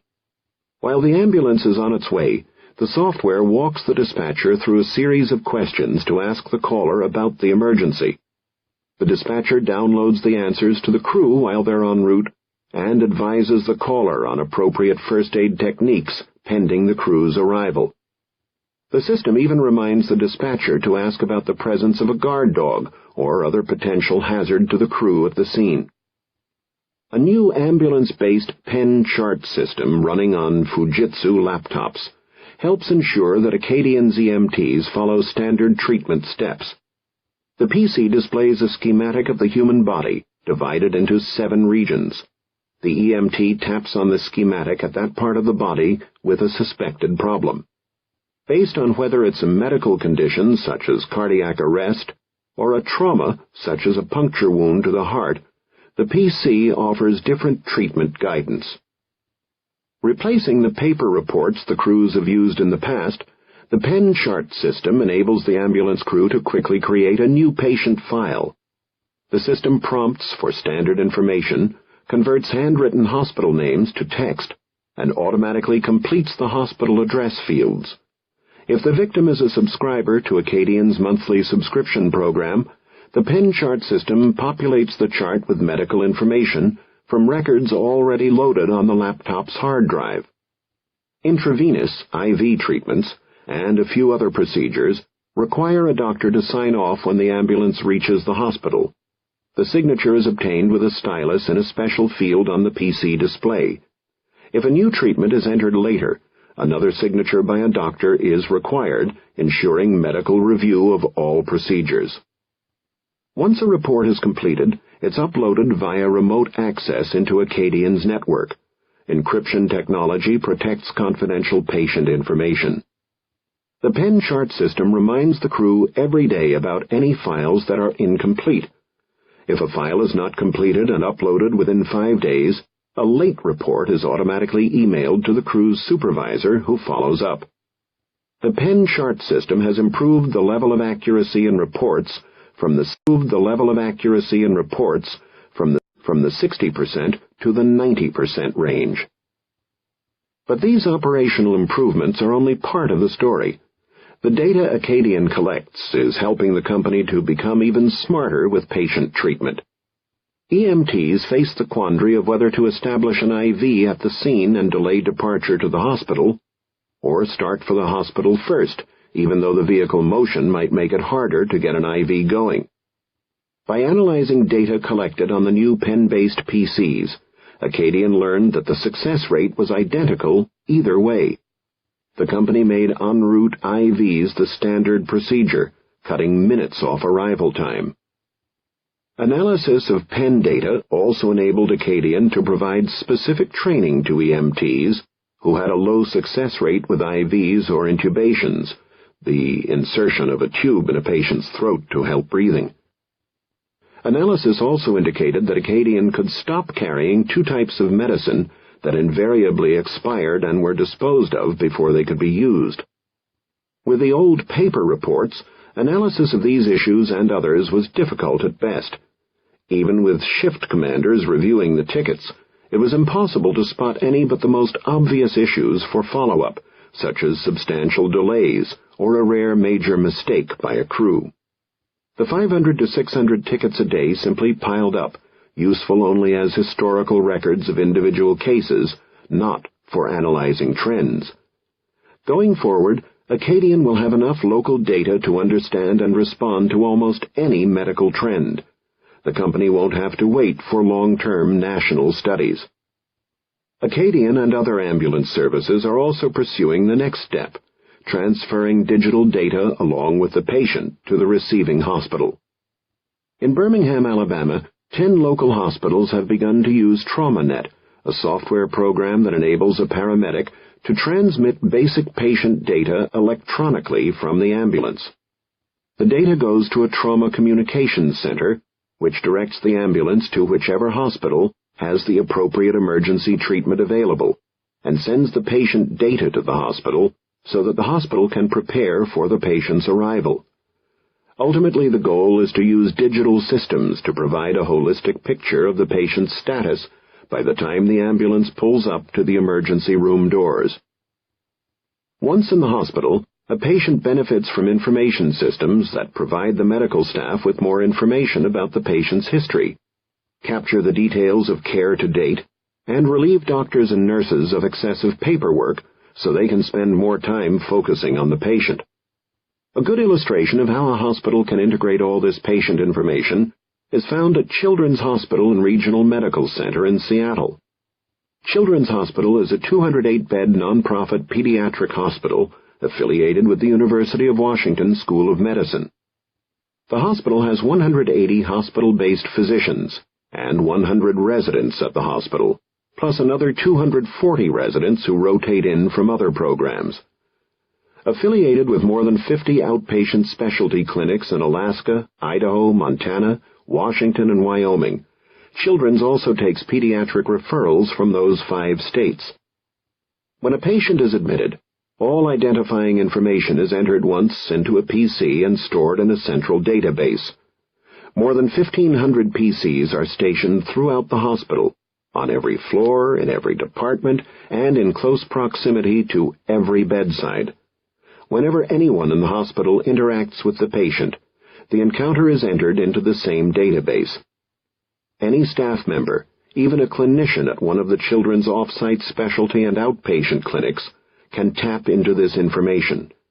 If a nurse needs to notify a doctor about a patient's status, she can page the doctor, and he can log on to a PC at the hospital or remotely through a dial-up connection and review the patient's condition. Every treatment, test, medication, and procedure administered at Children's is entered into CareVision, a patient information management system from HealthVision Corporation. A CareVision file gives the hospital a complete digital record of the patient and what the hospital has done for him.